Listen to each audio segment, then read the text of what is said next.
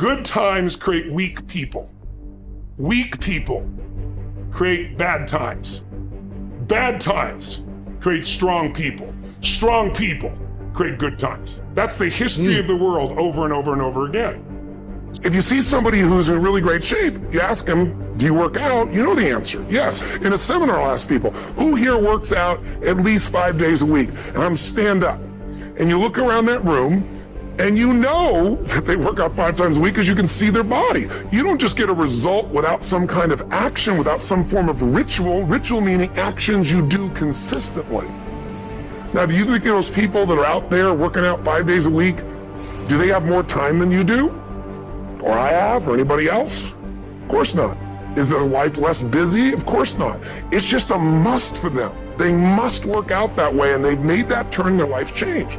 So I'm not saying you have to work out 5 days a week. I'm just saying whatever you really want, wants don't get met consistently. Standards do. You need to hold yourself accountable. I hold myself to such a high standard as an individual. I don't make mistakes. I'm a professional. I know exactly how to act and exactly what to do. I do not need a woman to motivate me, to be my mother, to convince me to put the video games down. Everything I've done fantastic, I've done completely and utterly by myself. That's not me being arrogant and a psycho. That's me just being completely realistic about my achievements as an individual.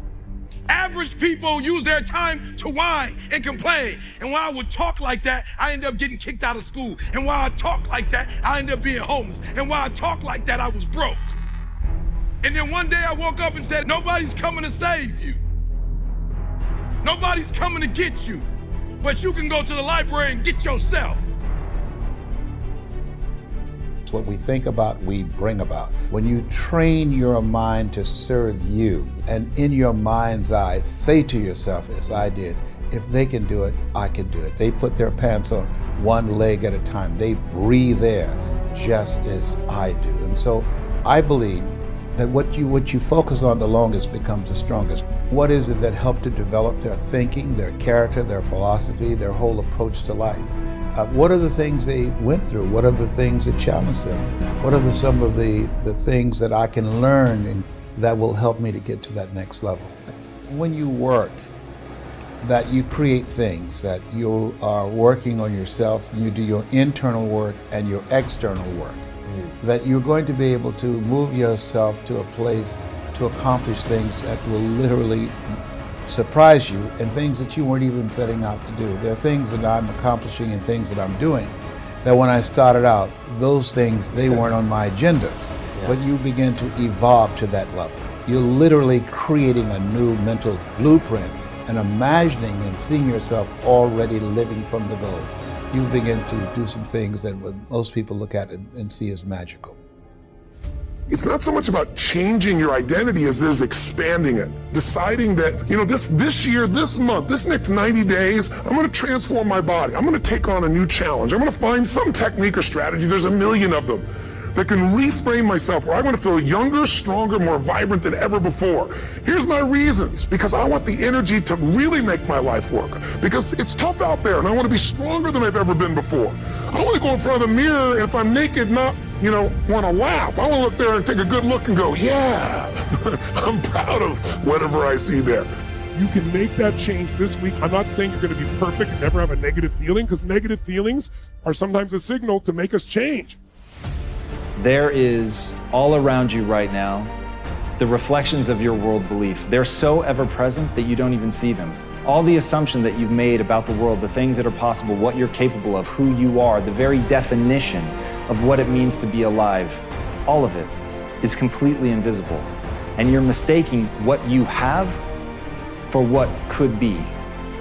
Are you in control, or is it somebody else?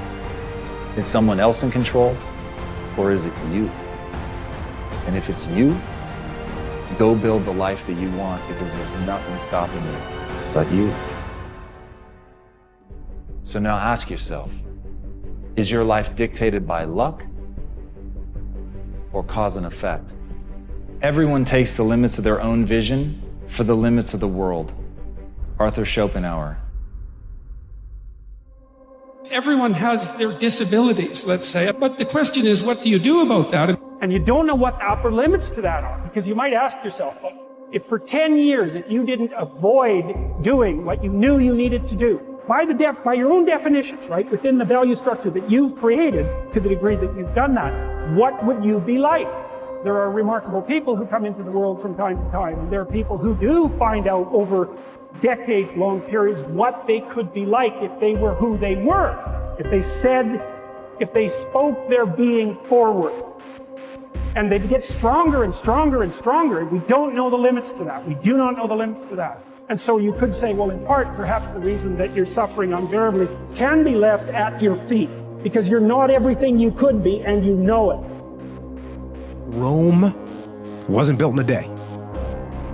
We all know that. It's a slow process. That's the thing. Success are generally slow processes.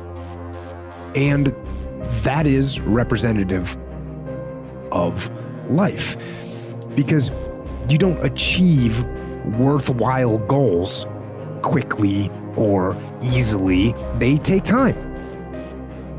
They take struggle. They take relentless pursuit day in and day out. That's what it takes.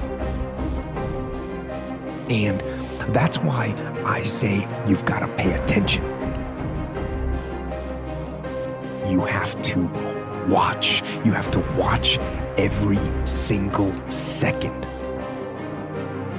And so that second that just went by, that counted. Step out of your comfort zone. Push yourself. Work. And nobody becomes a business person and hits the million without actually going through the grind and learning what it means to do hard work first. And that's part of what Allah inspired you with. You have the talent to do it. You have the ability to do it. You have the mind to do it. You're just not doing it because for some reason you've convinced yourself that sitting back and being comfortable is a good thing. Maybe you're the reason corruption is winning.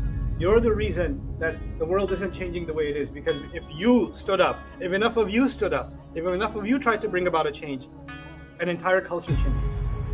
Everybody, at one point in time in your life, to be successful, you have to jump. Jumping is the hardest thing for people to do, but you have to jump. If you never jump, you'll never be successful.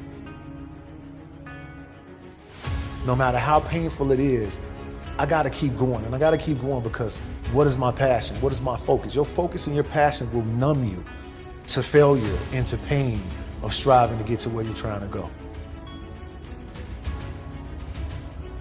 I don't accept that I am what I am and that is what I'm doomed to be. No, I don't accept that. I'm fighting. I'm always fighting. I'm struggling and I'm scrapping and I'm kicking and clawing at those weaknesses to change them, to stop them. When you first jump, I guarantee you the parachute ain't gonna open. Eventually it does open, but it starts with the jump. You have to jump, man.